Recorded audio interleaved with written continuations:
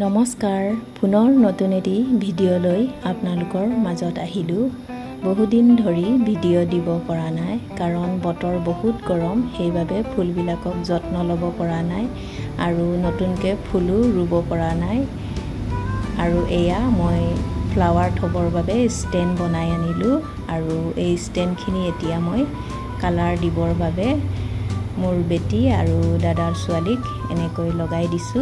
এয়া যোৱাকালি স্কুল বন্ধ আছিলে, সেইবাবে সিহঁতক কালাৰ লগোৱা কামটো কৰিবলৈ দিলো আৰু মাজে সময়ে আমি নিজৰ ল'ৰা ছোৱালীক এনেকৈ সৰু সুৰা কামবিলাক আমি কৰি থাকিব দিব লাগে, তেতিয়া কাম শিকাও হয়, লগতে সিহঁতে কৰিও বহুত ভাল পায়।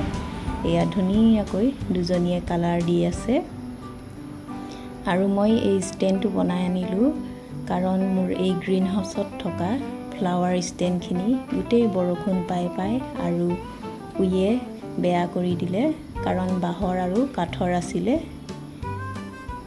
বহুতখিনি ষ্টেণ্ড এনেকৈ বেয়া হৈ গ'ল, এয়া এনেকৈ উয়ে খাই দিছে আৰু বহুতখিনি ফুল বেয়া হৈ গ'ল, সেইবাবে মই বহুত দিন ধৰি ফুল যত্ন ল'ব পৰা নাই। এতিয়া লাহেকৈ আৰু যত্ন ল'ব লাগিব।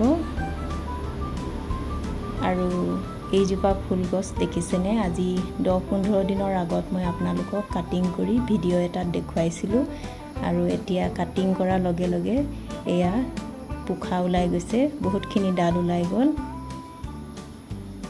আৰু ফুলবিলাকক আমি জোপোহা কৰিবলৈ হ'লে এনেকৈ কাটিং কৰি থাকিব লাগে আৰু ডালো বহুত পোৱা যায় এয়া। আৰু এইখিনিৰ ফুল কেইজোপা দেখিবলৈ বৰ ধুনীয়া হৈছে, ভাবিলোঁ আপোনালোককো অকণমান দেখুৱাই দিওঁ, সেউজীয়া ভাল পোৱাবিলাকে চাই ভাল পাব বুলি। আজিলৈ আহোঁ, বাই।